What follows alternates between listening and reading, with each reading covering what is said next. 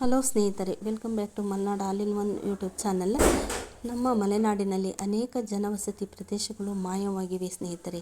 ಅಲ್ಲಿ ಅವರ ಬದಲಾಗಿ ಪ್ರಾಣಿ ಪಕ್ಷಿಗಳು ಕಲರವ ಕೇಳುತ್ತಿವೆ. ತಮ್ಮ ಪೂರ್ವಜರು ಕಟ್ಟಿದ ಮನೆ ಜಮೀನುಗಳನ್ನು ಬಿಟ್ಟು ಹೋಗಿರುತ್ತಾರೆ. ಕೆಲವರು ಬೀದಿ ಪಾಲಾಗಿರುವುದೂ ಉಂಟು ಸ್ನೇಹಿತರೆ.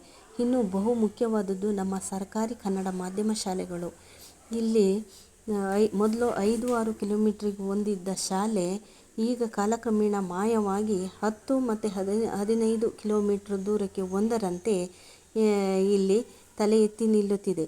ಅಲ್ಲಿಯೂ ಸಹ ಮಕ್ಕಳಿಲ್ಲದೆ ಪರಿತಪಿಸುವುದು ನಮಗೆ ಕಂಡುಬರುವ ಸಂಗತಿಯಾಗಿದೆ ಸ್ನೇಹಿತರೆ.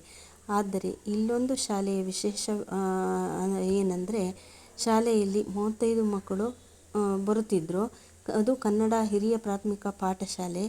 ಈಗ 60 ಮಕ್ಕಳು ಬರುವಂತೆ ಆಗಿದೆ ಸ್ನೇಹಿತರೆ.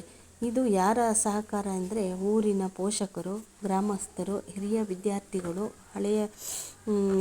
ವಿದ್ಯಾರ್ಥಿಗಳು, ಶ್ರೀಶಕ್ತಿ ಸಂಘದ ಸದಸ್ಯರಿಂದ ಹಾಗೂ ಶಿಕ್ಷಕದವರ ಮಾರ್ಗದರ್ಶನದಂತೆ ಎಲ್ಲರೂ ಸೇರಿ ಶಾಲೆಗಾಗಿ ಶ್ರಮಿಸುತ್ತಿದ್ದಾರೆ ಸ್ನೇಹಿತರೆ.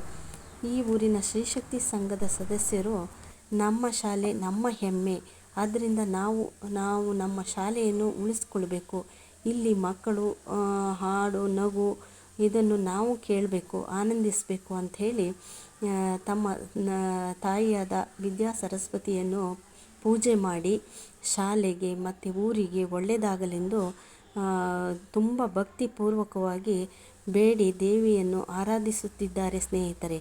ಈ ಊರಿನ ಶ್ರೀಶಕ್ತಿ ಮಹಿಳೆಯರು ಇತರರಿಗೂ ಮಾದರಿಯಾಗುವಲ್ಲಿ ಯಾವ ಸಂಶಯವೂ ಇಲ್ಲ ಸ್ನೇಹಿತರೆ.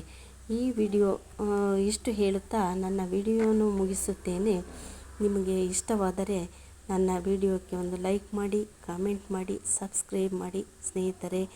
ಮುಂದಿನ ವಿಡಿಯೋದೊಂದಿಗೆ ನಾನು ನಿಮ್ಮ ಮುಂದೆ ಹಾಜರಾಗುತ್ತೇನೆ.